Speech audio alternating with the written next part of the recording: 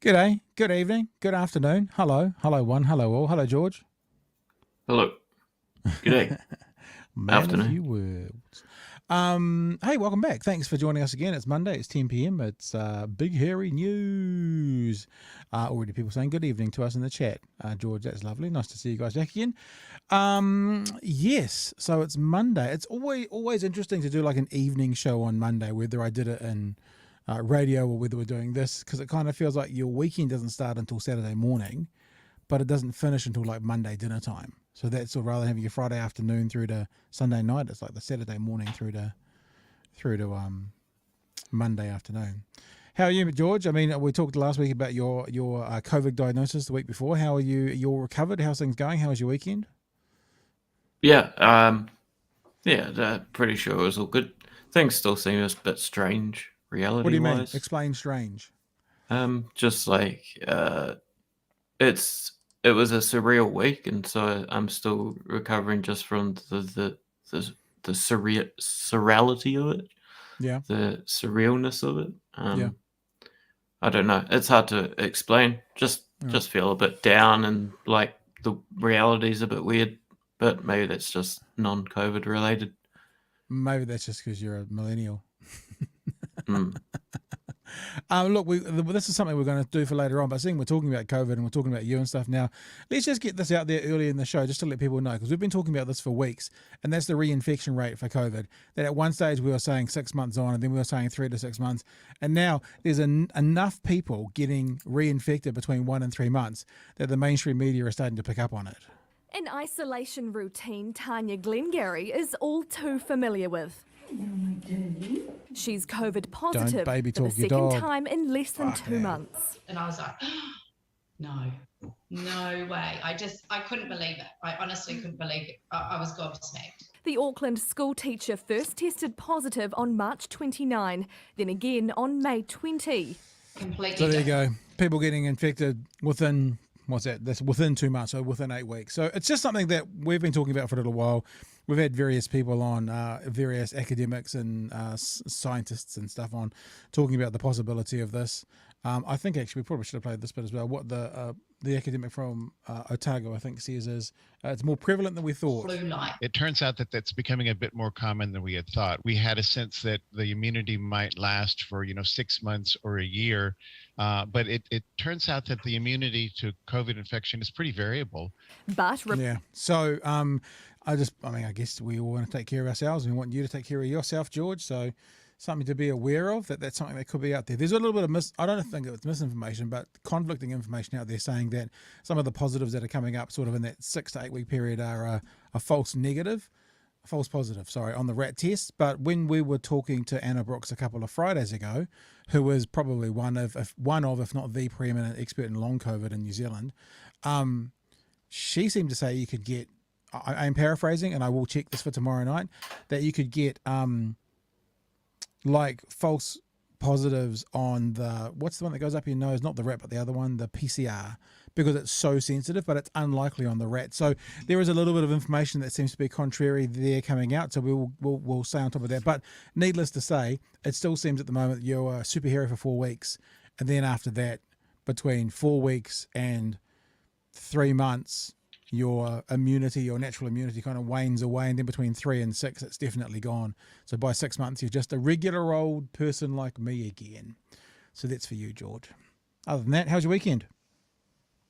Yeah, good. As I said on Friday, it was big motorsports weekend. I read about Scotty Dixon today.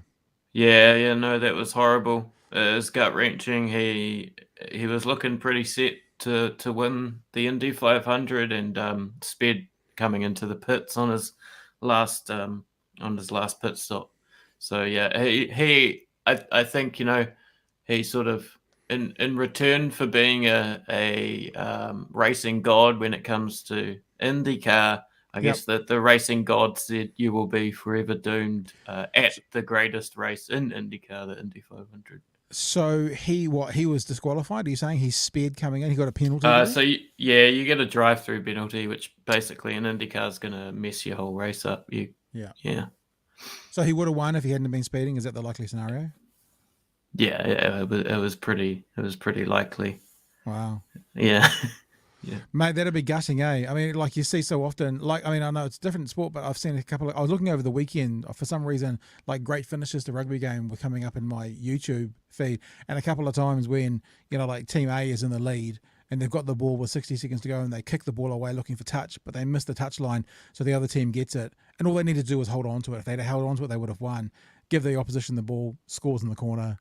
They've lost the whatever game, the World Cup or whichever game it was. So you had to have that. Like I think we're all in agreement that if we do as best we can, and we don't hit the target we want, so be it.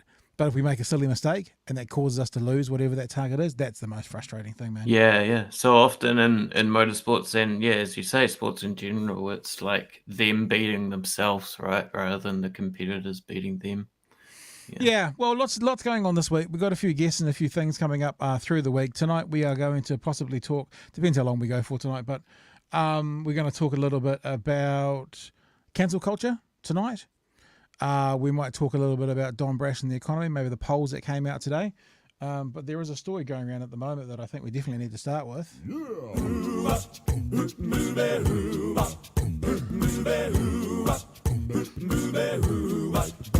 Well, she sneaks around the world from Kiev to Carolina. She's a sticky-fingered filcher from Berlin down to Belize. She'll take you for a ride on a slow boat to China. Tell me, where in the world is Kamahl Santamaria? Yes, TVNZ breakfast host Kamahl Santamaria is where is he? He's gone walkabout. Lots about this I want to talk about, but there's also, when I say lots about this I want to talk about, there's also lots we can't talk about because there's not much that seems that anybody knows when you need to ask the question. where in the world is Kamahl Santamaria. Yeah, we're not sure right now. So reports are, well, no reports. He has resigned. Here's the story that came out on Saturday. Kamahl Santamaria has resigned as presenter on TVNZ's Breakfast a few weeks into the role. Newsroom staff were informed of Santamaria's resignation on Saturday afternoon in an email from TVNZ Head of News and Current Events Affairs Paul Jurisic. I want to let you know, etc.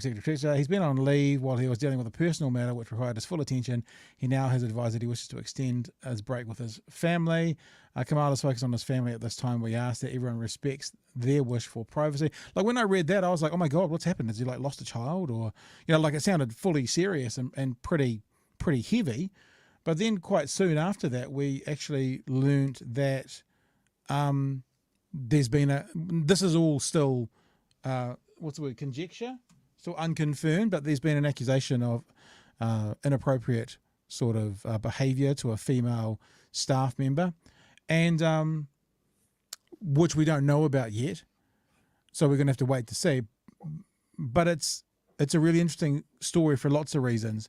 One of the reasons it's a really interesting story, and we're going to get into an idea of cancel culture and conversation soon, and one of the things we want to talk about is people who constantly cry cancel culture when it's maybe not. And I had a conversation with Sean Plunkett a few weeks ago about his platform and various bits and pieces. It was a conversation we had, so we're going to replay a little bit of that as we go. But one of the criticisms that has been made of, for example, the New Zealand news media, especially those that receive government money, is that it comes with strings attached. And people lobbing bombs at New Zealand government-funded media entities that they'll hide behind things, and they won't take on board, issues that may be embarrassing to the government or to a government entity. Now, TVNZ is a government entity. Yes, it is a publicly funded private institution, which means it gets public money, but it also needs to support itself with commercial revenue at the moment as well. That'll probably change. And I have to say, watching their coverage on, I think it was probably, this was Sunday night. You're not going to see the pictures because actually I won't even bring it up then. TVNZ does something very clever where you can't share their video on a platform like this. It disappears. Like if I show you that now, you see, when I'm looking at my screen over here, I'm seeing the image, but you guys don't see it. So I just want us to have a listen to how they started their Sunday night bulletin.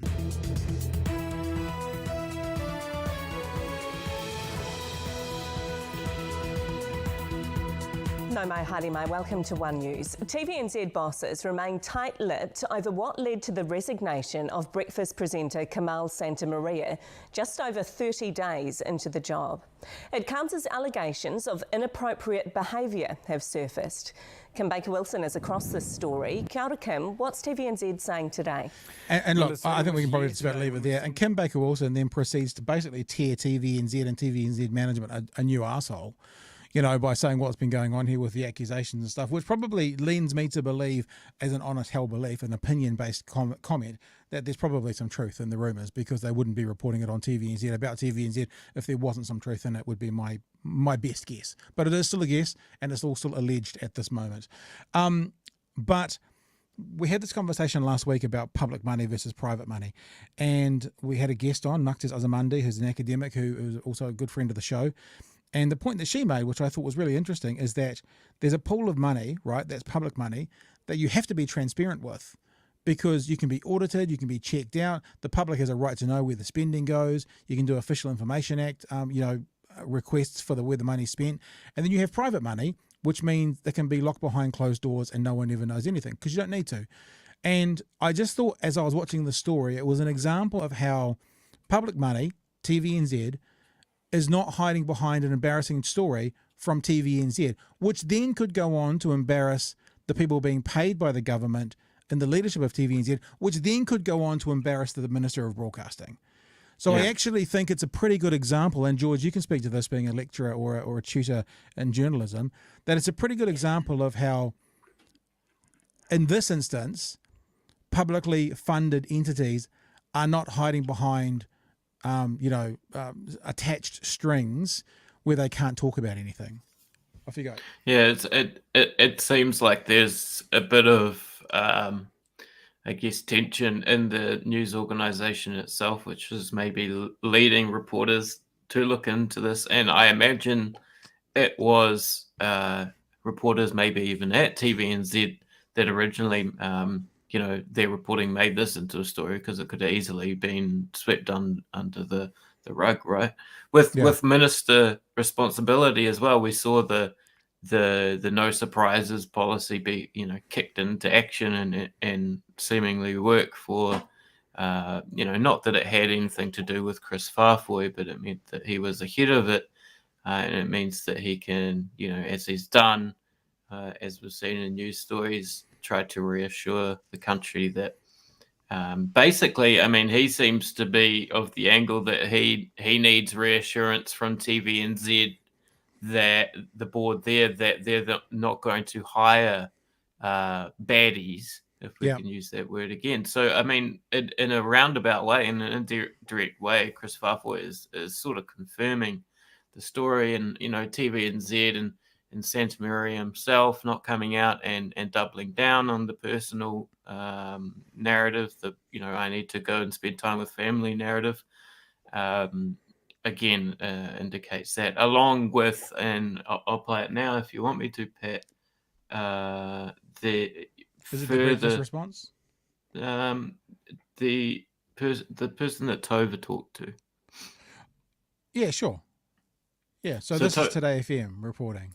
Yeah, Tova's been talking to, and I guess this just more backs up that there was a story there to begin with, right? That there has been an issue with Santamaria, and that the TVNZ hiring process, some things fell through the gaps there. So Tova O'Brien spoke to one source with Al Jazeera, who alleged Santamaria had been the subject of complaints by women colleagues. Yeah, and to recap people, it's funny because we did this the story of John Campbell leaving there just as a sort of quick story at the end of a show a few weeks ago, right? And we were sort of talking about Santa Maria and all, there's a lot of Australasian journalists at Al Jazeera. Some of them are leaving Al Jazeera and coming back home, and so it was Yep. a sort of story there.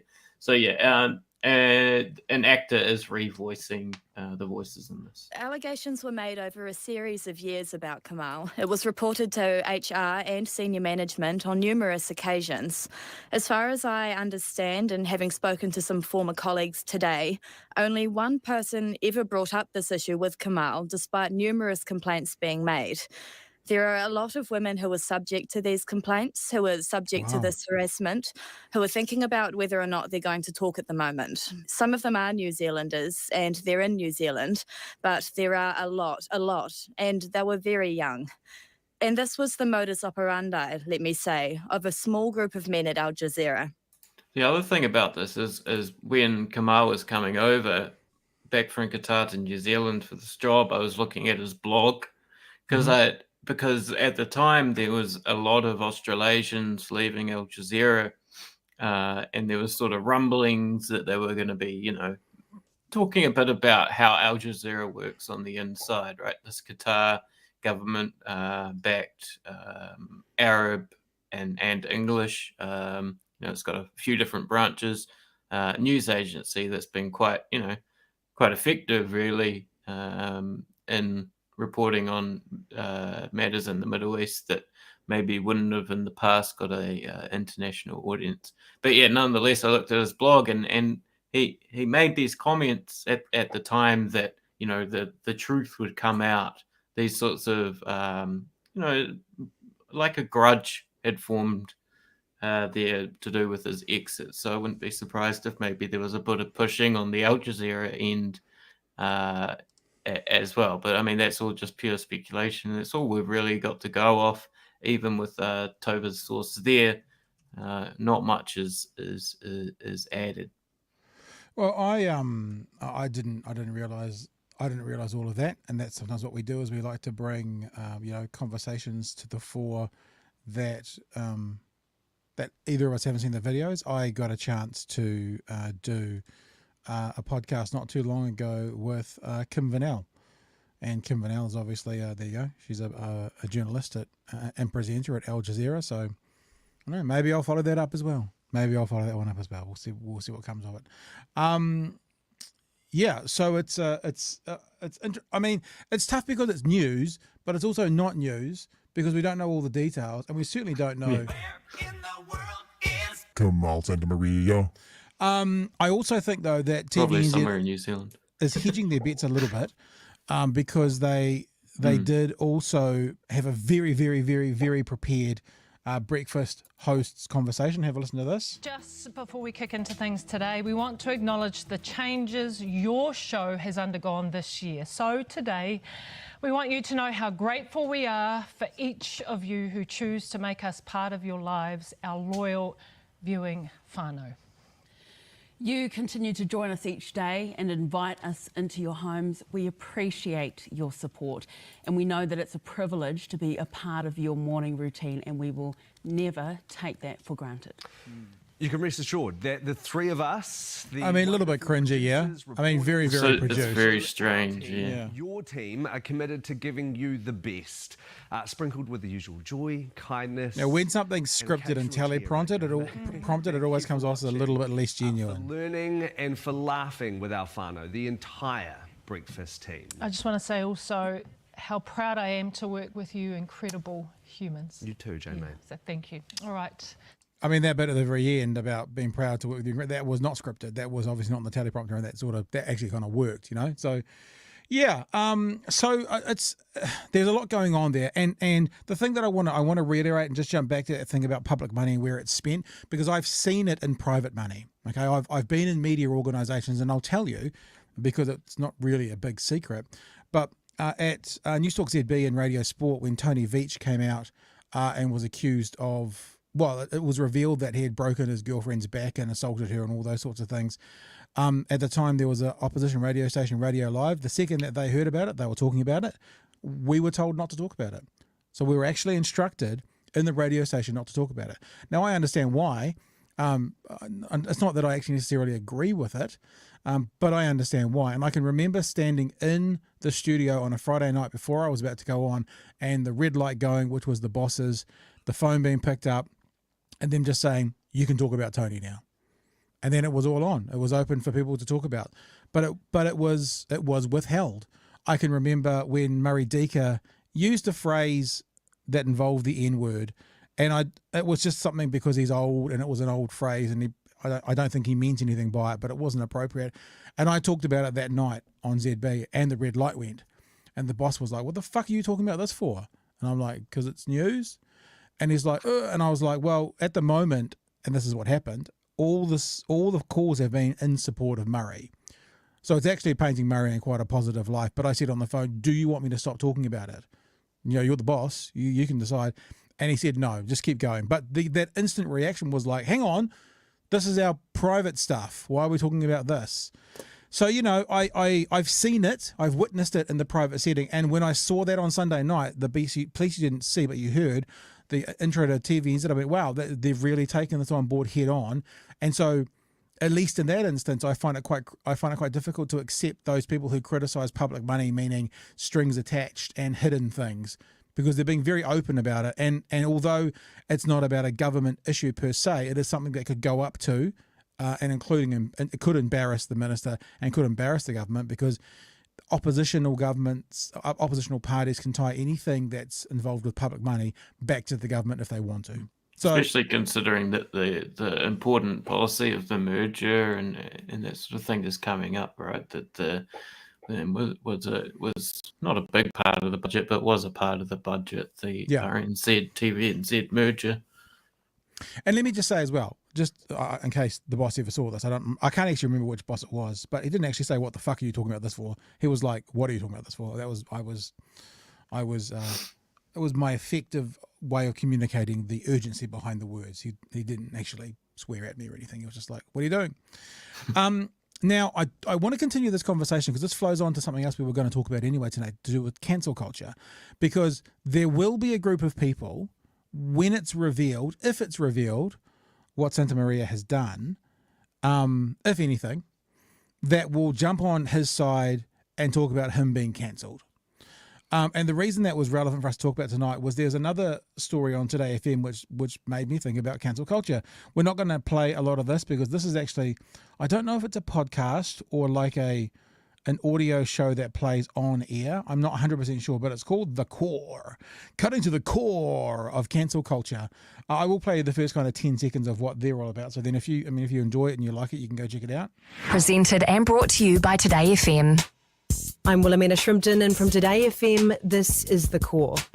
A deep dive beneath the surface, beneath the headlines, and the stories that sit just below them. So there you go, that's what The Core is. And you know it's important because there's big gaps between what they're saying.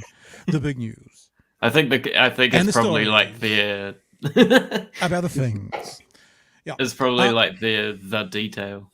Yeah, sure. You know, it's like the so I saw that today and thought, well, that's interesting, because the thing of cancel culture has been around for a long time. And as I said earlier in the show, I had a chat with Sean Plunkett the other day, and Sean Plunkett has started up this new business venture, The Platform, of which he's taken private funding, millionaires' money. The other thing about that, remember, you can, if you're not an entity that can survive, like The Platform, much like, I guess, making that thing we just heard from Today, I don't know if that's New Zealand funded or not, hasn't gone out into the marketplace as a commercial entity. They've gone out into the marketplace and say, we can't make a profit for the first couple of years, we need money. So let's just be aware that if you're taking public money, you're taking money from huge coffers. If you're taking private money, you're taking it from big, huge coffers. There's just different entities that come with it. And one of the things Sean seems to be doing, and look, more power to him, I'm not criticizing him for doing this, he can set up whatever he wants. He is going down the culture wars idea. You know, everything's woke, everything's cancel culture, and I'm not playing it now, but you can go and have a look. This is on the same, even though this is all green, this thing that we're looking at, this is my podcast, and you can go and listen to this podcast with Sean. Just go to the same YouTube page that's scrolling along the bottom, because it's there. And he said to me openly that basically we got to a point where I was trying to figure out what woke was, is that woke is everything I don't agree with. And I said that to him and he laughed, but he agreed. And he's basically it. I wanted to find out from him as well about being cancelled. He said he's been cancelled a couple of times. And we talked about that, and I want to play this clip about what he means. Because this is the thing, yeah. I could say cancel culture, and it could be completely different from what George says with cancel culture, would be completely different from what Sean says about cancel culture. So I think it's quite important to know what people mean. And this is what Sean Plunkett considers, because he says he's been cancelled a couple of times, right? And the first time it was with the BSA, where he resigned his post. Now, straight away, that's for me a red flag that doesn't tick all the boxes of being cancelled if you resign. But maybe you can be forced to resign. Maybe it can be something that you have no control over. But there was a BSA issue where he resigned. And then also it happened to him, he says, at Magic Talk. I was cancelled at Magic Talk by Vodafone and the executive of MediaWorks. I was literally rating well, no controversy. One finding by the BSA against something I'd said, which is actually a finding against MediaWorks that had been months earlier. One finding against me in 37 years of broadcasting, but I was given no reason. I was hauled in the Friday before Waitangi weekend, and I was told not to come back to work. And I was given no reason. Did you take legal action on that?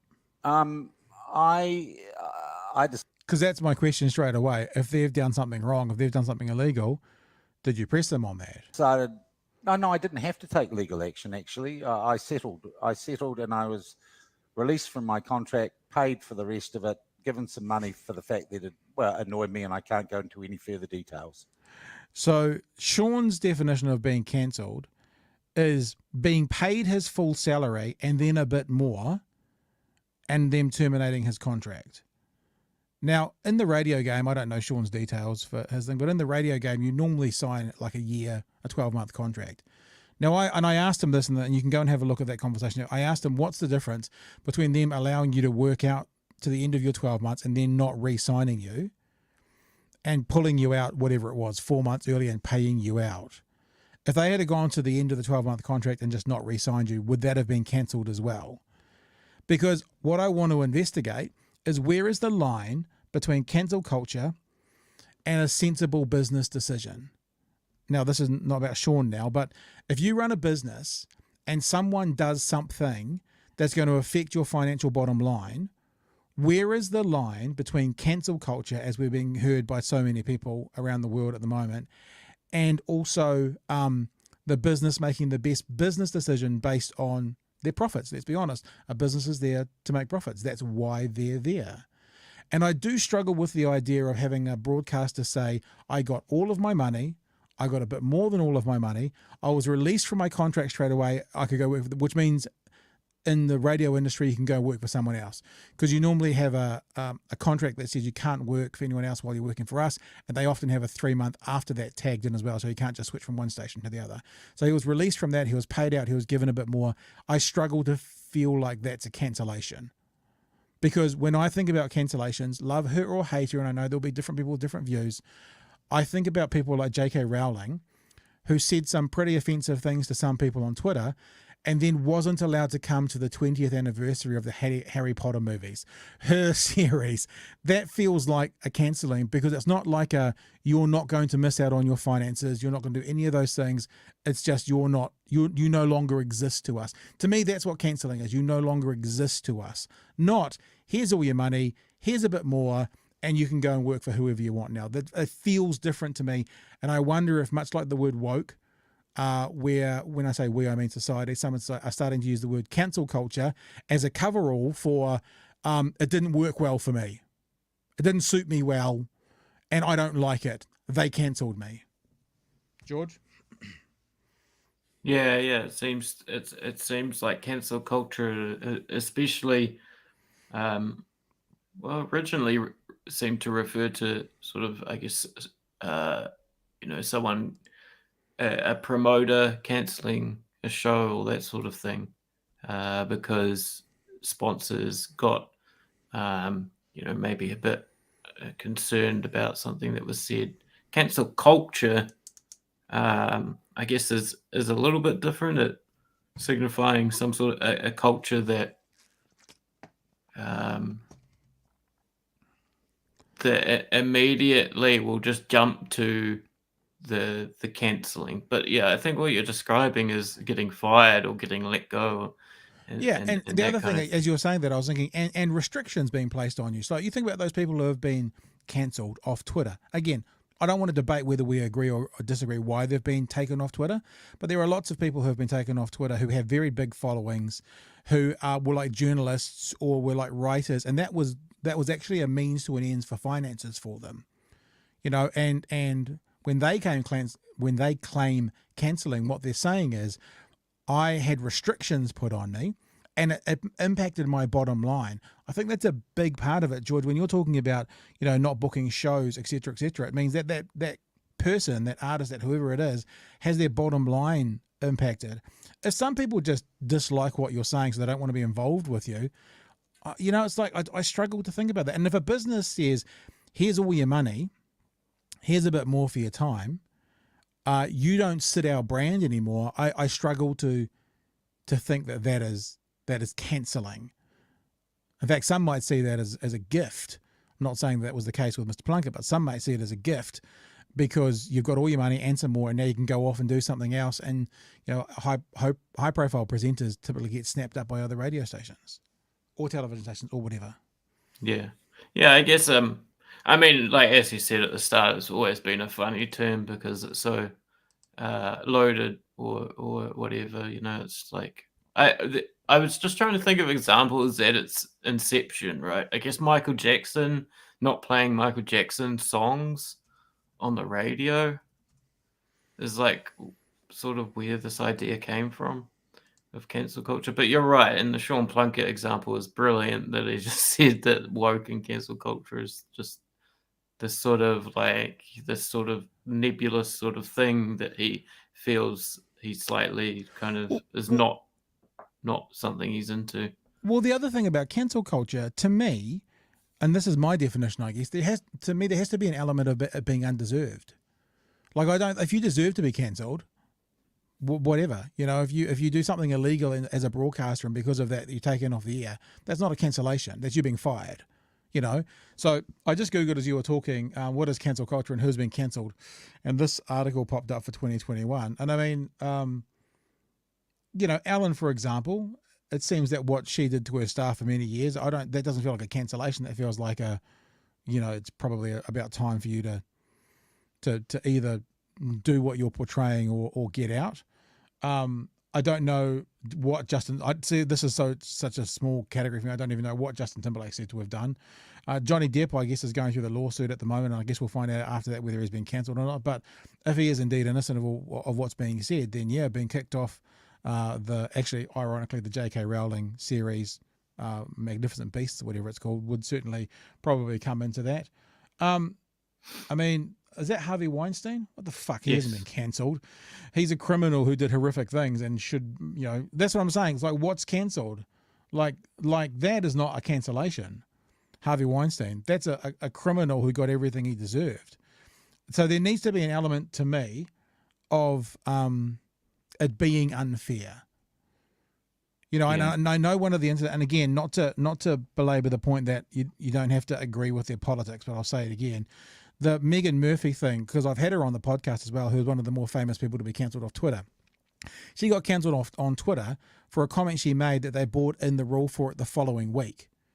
So she made a comment, say, today, and then next week they changed the rules, and then they used that rule to remove her permanently off Twitter. That feels like a cancellation, whether she was right or wrong or anything, because it was like finding a reason to get rid of some of them based on an opinion that wasn't illegal and was appropriate to the platform at that time. So that's where I think more about cancel culture, not I got paid out and a bit more and released from my contract. Well, yeah, it's funny that these figures like Sean Plunkett or the right wingers in the States that we bring up sometimes, like Jordan Peterson or Ben Shapiro, this is something they talk about, and yet those are the figures that are quite, you know, big figures that they might say they're victims of cancel culture, but yet, I mean, he literally has a platform called The Platform. He's not cancelled. But I guess he would say he had to build that to get a platform back in. But the other thing is, what fucking victims they turn into. All these people who are like, the snowflakes on the left and the woke on the left. It's like, I got cancelled off this radio station. Yes, they paid me tens of, not hundreds of thousands of dollars, but they cancelled. It's like you can't have it both ways. You can't call everyone else a snowflake and you melt as soon as something happens to you. It's just so interesting how often that happens. It's a little bit like, because I've been a little bit involved with religion and churches and stuff, all those international pastors who scream, anti-gay things at the loudest, they're all the ones that end up getting caught with a male prostitute in the fucking toilet of a hotel. There's that idea of what you talk about the loudest and for the most, are you often then involved with, or is it something that's impacting you personally? So there's all these people talking about cancel culture and all the victims on the left are just being victims themselves most of the time. I think there is a thing about being cancelled. I think it's real. But I think what's happened is everyone's grasped onto that and said, because they don't like me or because they've restricted my views based on a commercial decision or whatever, I'm being cancelled. And like you say, George, you hear that so often from politicians, especially in America, whilst they're standing there in front of 10 media networks with a microphone in their face, talking to millions of people. I've been cancelled. It's ridiculous. Anything else on that before we go on to our favourite subject at the moment? I know my tongue's in my cheek when I say that about you, but about this YouTuber who's now claiming to be cancelled after what she did? No, you're fine. Should we do a few texts before we go in there? Kim says, I guess they're working hard to stay relevant and keep their audience. Yep, that's fine. Cancel culture seeks to eliminate and bury someone, not just get them sacked. Yeah, well, see, that's probably fair as well. I mean, eliminate and bury, going like if you had number one radio station in the country, if you worked for them and you got fired and started to work for the number two radio station in the country, you've hardly been cancelled, and like as an example. And I think the crazy says here, the bury someone might have might be a valid point. You want them to go away forever based on what they've said or done. That was the comment that reminded me of Michael Jackson.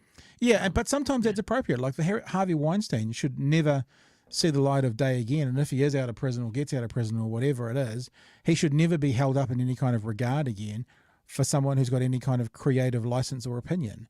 So he should be buried. So this is the other thing we've got to be careful of. Sometimes people should be buried, never to be heard of again, if they do enough horrific things. If they do something horrific that warrants going away forever, whether that means into prison or whether that means out of society, like you are now a pariah, then we don't also want to go that people can't be buried. Yeah. And ideally that would have nothing to do with the films he's produced either. Yeah. Yeah. Okay, so here's something else, and this sort of flows into the cancel culture a little bit as well, and it's more about the lines of now that we've said, that I've said, that I think one of the ideas of being cancelled comes down to this idea that it's not warranted, it's overly harsh. There's a YouTuber about 5 months ago, and this is only kind of coming to light now because all the videos were deleted, who is like a lifestyle, American female lifestyle YouTuber with 500,000 followers, and she had an issue with a puppy, and I think the puppy wasn't going to make it, and so she was sharing that with her $500,000 followers, $500,000 followers, and she gets to the end of the video, and then you get to see and reveal what this YouTube is really about, because, I'll just play it for you first of all. So see if you can see the bit where this inauthentic YouTuber turns into a bit of a monster around her child. I love you guys. Come here. Come closer for the video. Come closer. Come closer. Put your head right here. Come closer. Closer down. Put your head down here. Act like you're crying. Really quick. I am crying.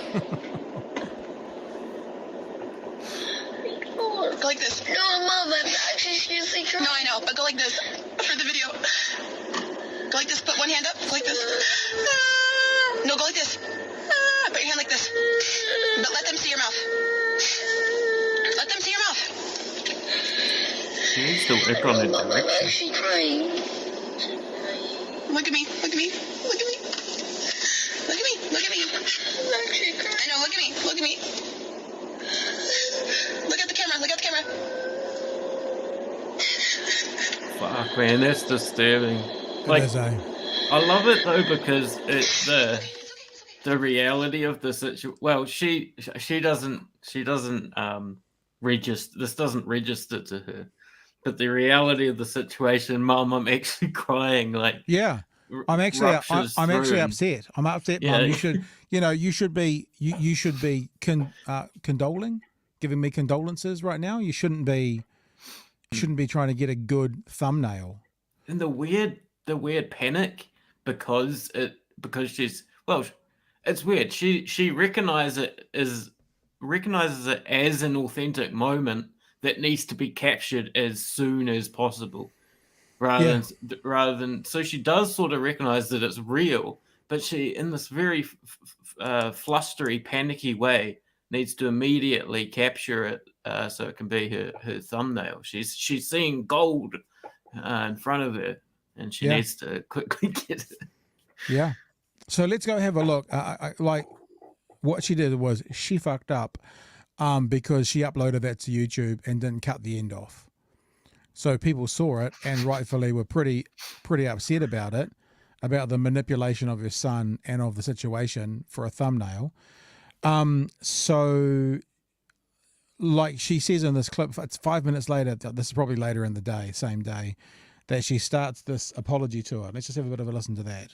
And I was just so flustered and emotional all day, and like was trying to rush with Christian at the end. And I told him like, hey, pose for a thumbnail. Like, this is a sad video, act sad.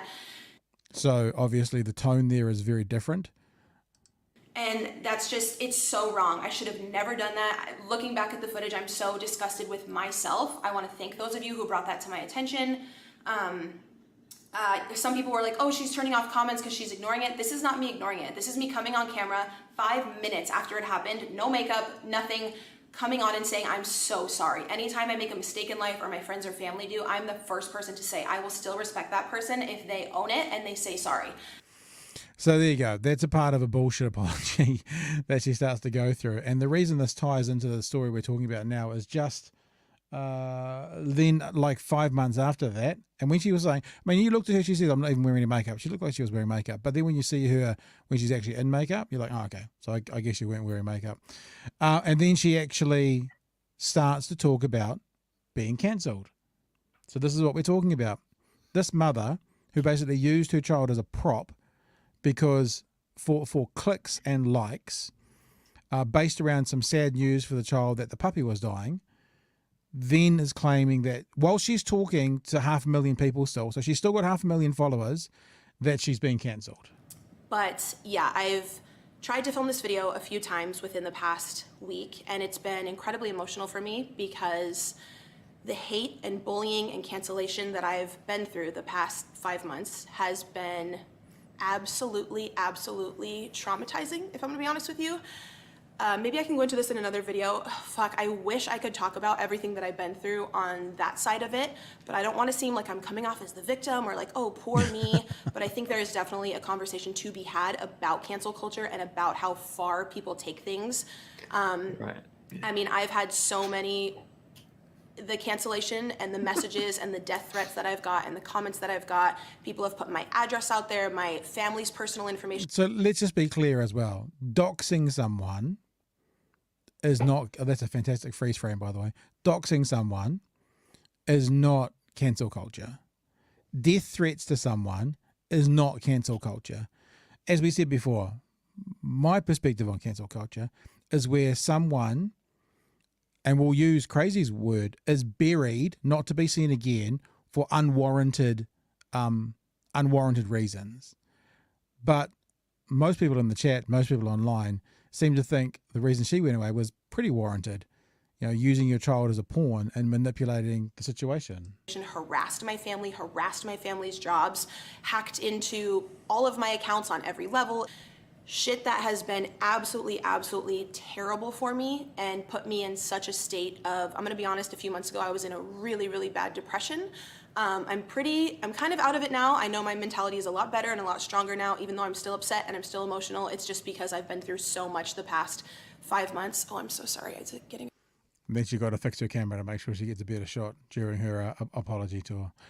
So there you go. So I think that was a good example, and it's nice having an example that's outside our kind of sphere. You know, when you're talking about people in New Zealand, they are sort of sometimes colleagues, and that. Not that I would ever not talk about that, but to see when we're talking about a really clear example of what it is internationally as well to do with cancel culture. So like to say I've been cancelled because, let's say, sponsors have left me or whatever because you've done something horrific is not being cancelled. If sponsors and stuff leave you because of something you've said or done of insignificance that gets a pile on from Twitter or somewhere else, there's a difference there. You got anything else on that, George? Yeah, I mean, I know we're talking about cancelling, but I thought it was just, interesting in terms of the those sort of, I think the children of lifestyle vlogs probably should be a protected class in the future. Yeah. There's going to be a lot of therapy hours there. She's talking about how traumatized she is from this experience. Imagine her kid. I mean, Kim says discussing exploitation of her child. What I saw in that video before was just a more extreme version of what we see on a day-to-day basis, that we need to incessantly capture our day-to-day lifestyle, our children, whatever it is, for our Instagram, etc., etc. And I think that leads into disgusting exploitation as well. So the idea of exploitation of children. I've actually on this channel that you see scrolling along the bottom, and if you guys are watching us on YouTube, it's a channel you're watching us on. So make sure you smash that like button. No, subscribe button. That's one. I still don't know what I'm doing. I'm talking to entertainment editor and film reviewer Kate Roger tomorrow morning from News Hub. So 8:30, 9 o'clock tomorrow morning, that podcast will be getting released. I've already had the conversation, so it's coming out tomorrow morning. And we talk at some stage during that conversation about the right to privacy for celebrities. And I've seen it in New Zealand, but we see it overseas, that when a celebrity is getting married or has a child, it's in Women's Day, it's on it's in all the media. And then when that marriage fails and breaks up, they want privacy. So I took a approach, and look, I've never been anyone with any kind of profile for it to matter, but when you start off in media, you don't know what's going to happen. I've never said my children's name on the radio or on anything like this, never once. And that's because it's none of anybody else's business what happens in my house with my kids. Whereas if you put your kids in front of the camera, your marriage in front of the camera, if you invite the people into your life, into your marriage, you're basically saying to the public of New Zealand, come into our marriage. And then that marriage falls over. I have a great deal of difficulty feeling gracious enough to give you space for those same people you invited in not to want to know what's happening with your divorce. Now, I think ultimately, if I had to draw black and white, I'd say that people are always entitled to privacy. But if you're going to play the game that's, I'll take $10,000 from Women's Day to have my wedding, my wedding photos in there exclusively, then I'm sorry, it's difficult for you to get the grace when that marriage breaks up to not have paparazzi chasing you around town, wanting to get the scoop because you did an exclusive with Women's Day with a lot of money. So now if that journalistic photographer, we don't really have paparazzi in New Zealand, can get some of the footage around your horrible breakup as well, then that's on you. If you never invited people into your family, then, as I said, ultimately you always have the right to privacy. But I'm much more supportive of you telling people to stay away, because you're setting the rules. You can't have your cake and eat it too. That's basically, I think, the philosophy around that. What do you reckon, George? Yeah. I mean, that's fair enough.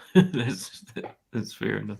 It frustrates me, and I've been sitting in studios with people who have been going through high-profile divorces, having paparazzi sitting outside the building waiting for them to come out, and them being really angry and flustered. And I don't need to name names, doesn't matter.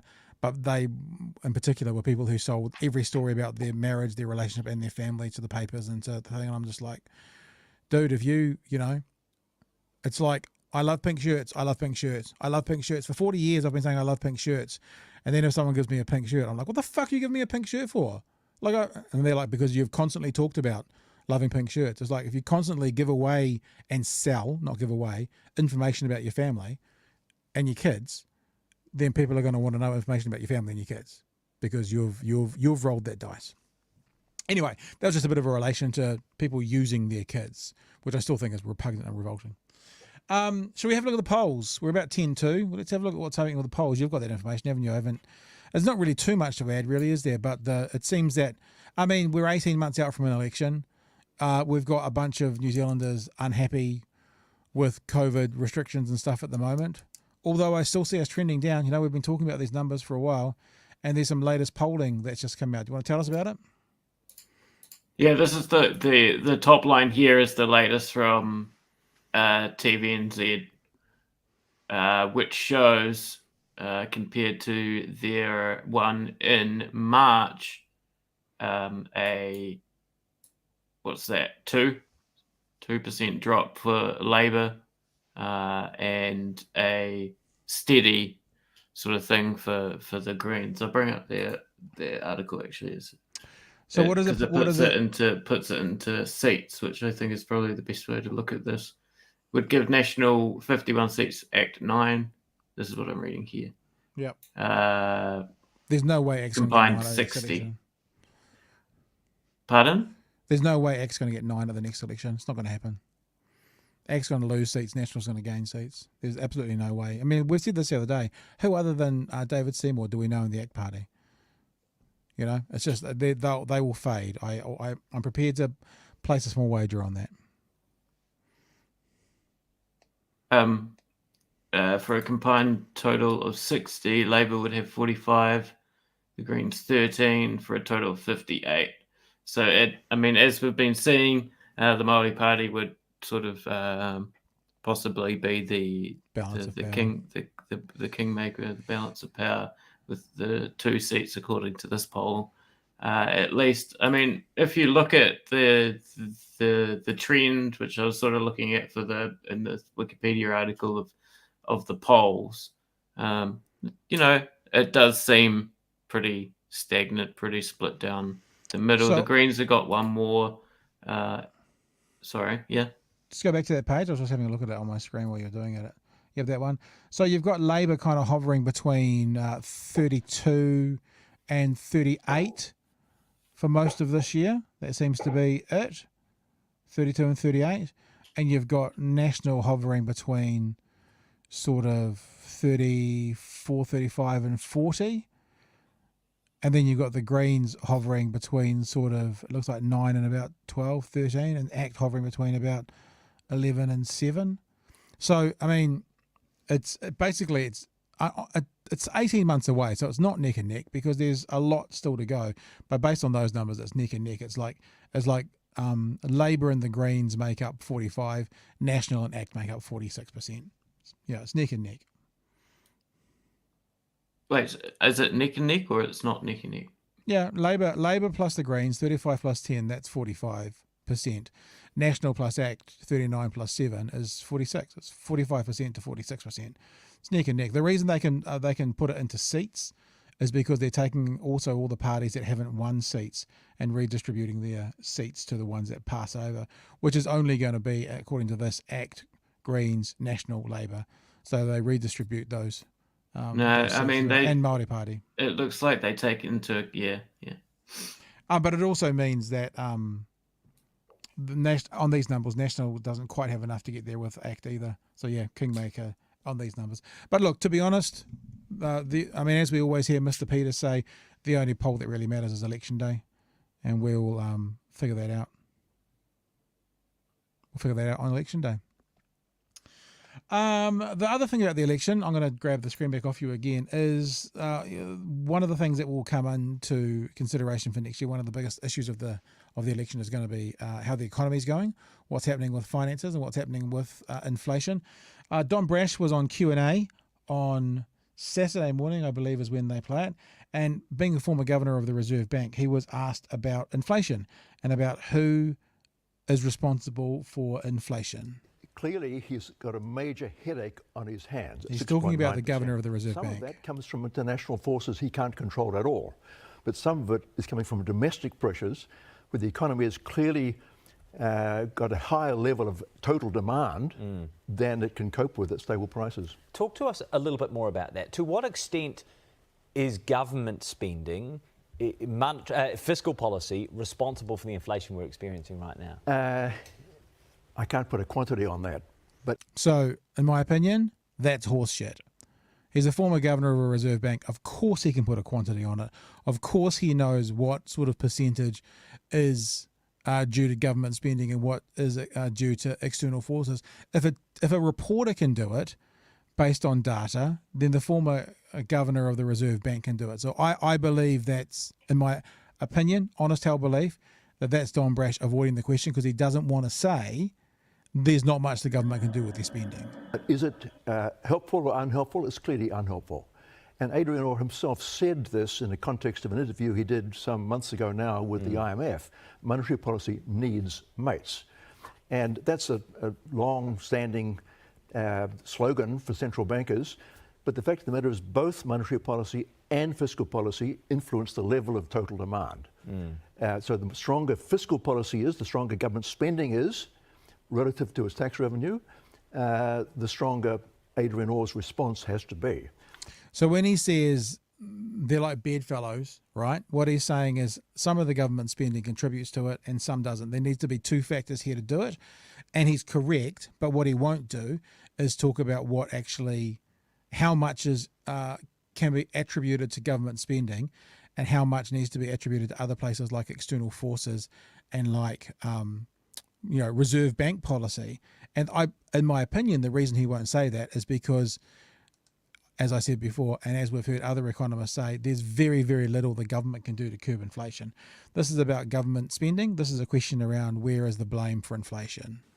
Oh, pretty clearly the ultimate responsibility rests with the Reserve Bank. They're given an inflation target by the government. They're given independent powers to adjust monetary policy.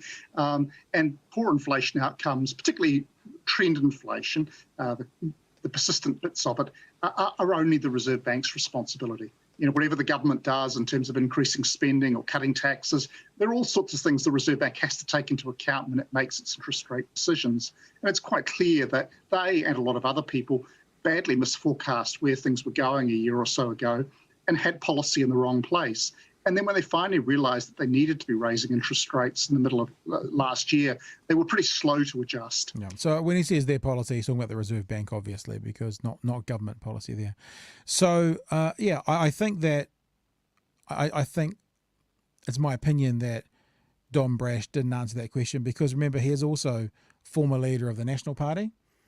And I believe from reading his writings and from keeping an eye on what he does, albeit not as profiled as it once was, he still doesn't want to see success for the Labour Party. So I think he could answer that question because if economists can answer that question, then the former governor of the Reserve Bank can answer that question. So when he says, I don't want to attribute like a portion to it, that's a choice of him not speaking it out, not a reality of him not knowing. George? Yeah, Don Brash is a very loyal operator, as you say. He's a very die on the hill of fiscal conservatism. So that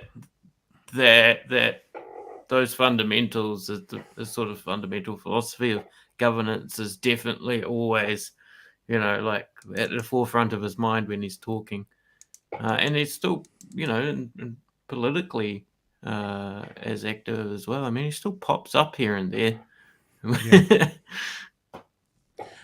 He's a fascinating chap. I was working for a breakfast radio station, a small radio station, when he was leader of the opposition and Helen Clark was the Prime Minister. And all the leaders came into the radio station, even though it was small, to have conversations. And I asked Helen Clark, how does it feel to be up against this person in the House and in this running that was your Reserve Bank governor, that basically was a colleague of yours to work on, financial issues and stuff with? And I'm paraphrasing because I can't remember her exact words, but she basically said, yeah, it's weird. It's really strange. It's a really strange thing that he's now sort of the opposing view, whereas for such a long time we worked together on, financial issues in the country. So there you go. Yeah, I think he's becoming more and more irrelevant. But then that happens to us all. You know, he had really only one highlight in politics, which was the infamous Orewa speech, where the numbers of National went from like whatever it was in the 20s or 30% up into the 40s from one speech. But they ended up losing that election anyway because it was 18 months later. So much like looking at the polls today, we're 18 months away from the actual election.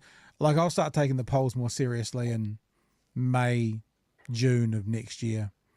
But even that, sure. But even that, I mean, you know, how many of us are on these and would never get a poll? How many young people never get a poll question because they have no contact details? It's like, you know, it's great. It can show trends without question. It can show trends, but we got to take it all with a grain of salt. I think if nothing else, Trump brought that to the world, didn't he? About looking at polls, and although in the defense of polls, the polls were correct in the Trump situation because they showed that Hillary would win by 3% and she got whatever it was, 3 million more votes. So they just didn't work very well when they broke it down to state by state. But the overall numbers were about right in that election. Yeah, I hate polls. Yeah. Yeah. So, look, that's all I've got for tonight. Anything else going on? Nope. Have we figured out? In the world is Kamahl Santamaria. Yet? Do we know where he is? Probably we don't know where he is. Yeah, isn't it fascinating to think about you moving to the other side of the world for a job? I don't know. I mean, like... Damn, he fucked up. He couldn't help himself, eh? maybe... I know nothing about him, never met him, don't know him personally. None of us know the situation that happened, none of us. I mean, people know the situation in the building. But just to kind of... Just to throw in a job that you've moved the other side of the world for, it either means you're utterly screwed or it means you're pretty financially comfortable to be able to do that and just kind of go, oh, well. You know, like I remember Paul Henry talking about something to do with broadcasting, and there was another person who'd been taken off it and went back to it and taken off it. Maybe it was John Banks. Maybe it actually was John Banks. I don't know who it was. And someone asked Paul Henry about this person who had gone back into it. And Paul Henry went, well, he must need the money then. So Paul Henry didn't need the money. Well, that's at least what he was saying. So, yeah. All right. Thanks for all the participation in the chat today. So you guys have been busy over there having chat. Always good to see you talking to each other as well. It's nice. Someone says, I asked my brother yesterday how many Kiwis have died from COVID. He said about 100. I told him he needs to stop listening to mainstream media. Problem with that comment is I don't know quite what you mean. Are you saying that he needs to stop listening to mainstream media because they're giving out wrong information, or he needs to stop listening to it because they're giving out correct information that you think is wrong? You know, it's like, how does that sit? You know, some people are like, there's no real COVID. Mainstream media is telling us that it's real. So they're actually, you know what I'm saying? So, you know, no offense to the person who sent that in. I just don't know which that means for you. All right, George, is there anything else going on? Nope. Nothing else? Nothing else from my end as well? Dogs, it's funny, I've had the kids last week. Kids are back with their mother this week, and it's the first time the dog's been down in the studio. Because when the kids are here, like, I'm obviously second choice. So the dog's in the studio with me now, but when the kids are here, I don't see the dog in the studio at all. There you go. All right, team. Hey, it's good to be with you. Remember, you can always contact us at patbrittenden.com. It's easy to do that. There's a contacts page. You can always leave messages on YouTube or Facebook or Twitter, wherever you're watching this. And I'm guessing we will be back tomorrow night from 10 p.m. for another edition of Big Hairy News. But until then, thank you, George. Thank you for being involved. Thank you for all your work. Thank you for being involved. Thank you for watching. And we'll see you tomorrow from 10 p.m. Hooroo.